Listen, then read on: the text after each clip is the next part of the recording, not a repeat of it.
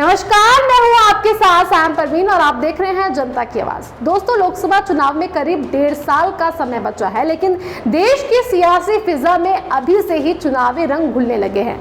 विपक्ष दलों ने एकजुटता की हुंकार भर दी है। बीजेपी 2024 में सत्ता की हैट्रिक लगाने के लिए बेताब है।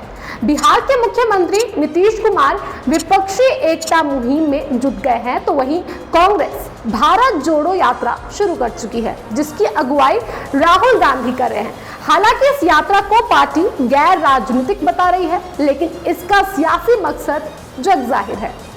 कहा जा रहा है कि इस भारत जोड़ो यात्रा के जरिए कांग्रेस पार्टी राहुल गांधी की रीलॉन्चिंग करने की कोशिश में है। अगर ऐसा है तो कांग्रेस का राहुल गांधी पर ये सबसे बड़ा और आखिरी सियासी दांव भी हो सकता है।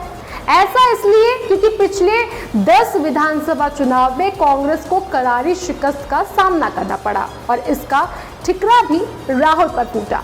2019 के लोकसभा चुनाव की हार पर भी उन्हीं के नाम पर लिखी गई और सियासत के मैदान में राहुल भले ही 2 दशक से सक्रिय हो, लेकिन चुनावी राजनीति में अभी तक कोई बड़ा मैजिक नहीं कर पाए।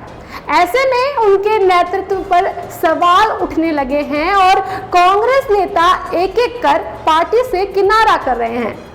दोस्तों, कांग्रेस के बिखरते जनाधार को एकजुट मकसद से शायद राहुल गांधी भारत जोड़ो यात्रा पर निकले हैं। 5 महीने तक चलने वाली इस यात्रा से वो कार्यकर्ताओं में एक नया जोश भरने और पार्टी के संगठनों को मजबूत करने की कवायद करते हुए नजर आए।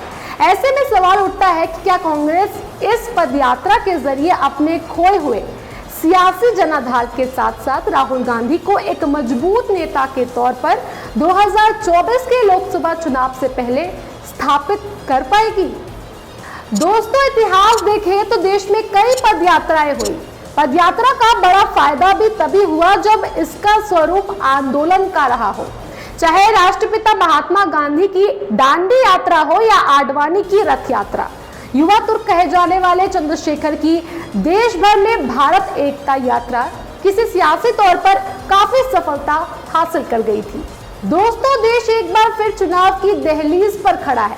ऐसे में राहुल गांधी ने देश की जमीनी हकीकत की था लेने और अपने पैरों से नापने के लिए कन्याकुमारी से कश्मीर तक पदयात्रा की शुरुआत की है।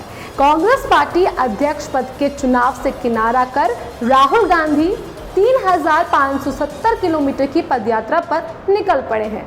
कांग्रेस की भारत जोड़ो यात्रा 12 राज्यों से और 2 केंद्र शासित प्रदेशों से होकर गुजरेगी। 5 महीने की इस पदयात्रा का राहुल गांधी ने तमिलनाडु से आगाज किया और 150 दिनों तक ये पदयात्रा करेंगे। कांग्रेस की भारत जोड़ो यात्रा ऐसे समय में शुरू हो रही है जब कांग्रेस अपने नेतृत्व से नहीं बल्कि सियासी संकट से भी घिरी हुई है। हाल ही में जब ईडी ने सोनिया गांधी को नेशनल हेराल्ड मामले में पूछताछ के लिए बुलाया तो कांग्रेसी जमीन स्तर पर आंदोलन करने लगे, लेकिन ये मामला जनता के मुद्दे से जुड़ा नहीं था। बीजेपी भी ये आरोप लगाती रही है कि कांग्रेस सिर्फ गांधी परिवार को बचाने के लिए धरना प्रदर्शन करती है, लेकिन अब जो पदयात्रा शुरू हुई है उसका सराबोर और सराकार कहे तो सीधे सीधे जनता से जुड़े हुए मसलों से है। दोस्तों, कांग्रेस का दावा है कि इस यात्रा के जरिए वो बढ़ती महंगाई और सामाजिक ध्रुवीकरण जैसे मुद्दों पर आम लोगों में बहस छेड़ने की कोशिश करेगी, लेकिन उस पर जनता कितना विश्वास करती है ये तो आने वाला वक्त ही बताएगा।